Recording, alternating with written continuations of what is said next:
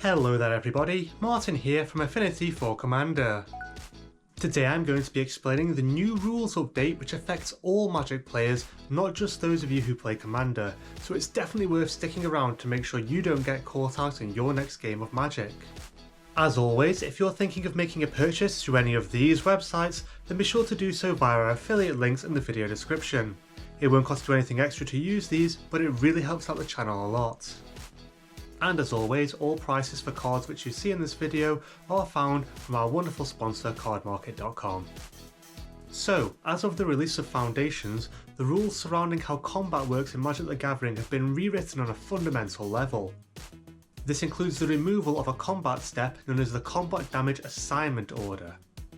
But what does this change mean for the game? Well, allow me to explain. As an example, let's say Alex controls a 4-4 beast and I control a 3-3 Shark and a 3-3 Elk. It's Alex's turn, and in the Declare Attacker step he attacks me with his beast. In the Declare Blocker step, I block with both of my 3-3s. Using the old rules, Alex would then declare the order in which he wanted to deal damage to my creatures. This would happen during the Declare Blocker step. In this example, Alex chooses to deal damage to the Shark first and the Elk second. He assigns 3 damage to my Shark and the remaining 1 damage to my Elk. Under these rules, Alex has to deal lethal damage to one of my creatures before moving on to the next one. We would then move to the Combat Damage step, where surprising nobody, combat damage then occurs. Here Alex's beast deals 3 damage to my Shark and my Shark deals 3 damage to the beast. A second battle would then happen, with Alex's beast dealing 1 damage to my Elk and my Elk dealing 3 damage to the beast. This would result in Alex's beast and my Shark being destroyed due to taking lethal damage, and my Elk surviving with 1 damage assigned to it. Oko would be proud. This ordering of events was important, as it allowed players to perform combat tricks to alter the tide of battle once damage had been assigned. For instance, in the previously mentioned scenario, once Alex had assigned his damage, I could cast a spell that increased my Shark's power and toughness. This would result in the beast being destroyed, but my Shark and Elk surviving the combat damage step, given the Shark dealt lethal combat damage to the beast before it had a chance to damage the Elk. Moving on to the new rules, we now no longer assign combat damage in the Declare Blockers step. Instead, Alex would declare his attacker, and I would declare my 2 creatures as blockers. We would then move to the combat damage step, where Alex would distribute the damage his creature could deal amongst my blocking creatures simultaneously. Most notably of all, this damage no longer has to be lethal, and can be spread in any way that Alex chooses. This means that Alex can deal 2 damage to each of my creatures, then later finish them off with a cheeky blazing volley in his second main phase. Another important point to note is there is no instance between Alex assigning his creature's damage and my creatures taking the damage for me to cast a spell or activate an ability, as was shown in the previous example. It would therefore be necessary for me to enact combat tricks in my Declare Blocker step, which may have an impact on how Alex distributes his damage. This is a pretty big deal for players who enjoy leaving mana open for potential combat tricks, essentially forcing defending players to spring their traps earlier than they previously would have had to do.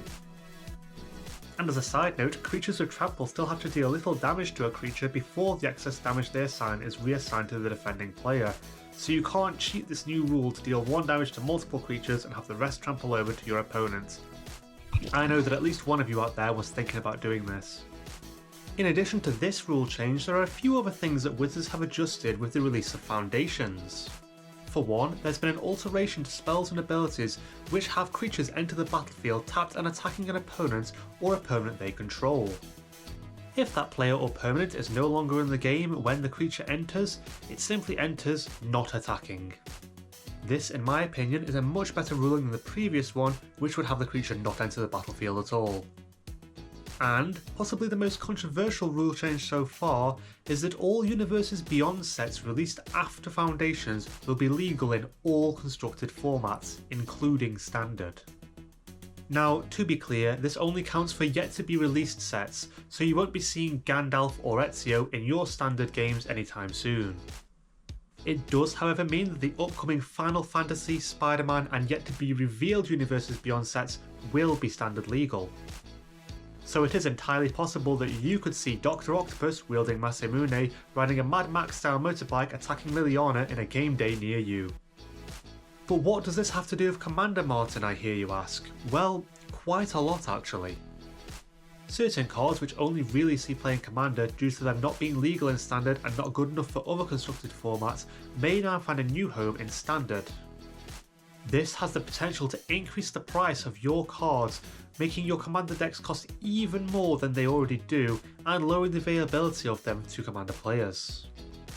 I mean, can you imagine how much more the One Ring and Orcish Bowmaster would actually cost if they were legal in Standard? It makes me feel physically sick thinking about it. Well, that is it for another video.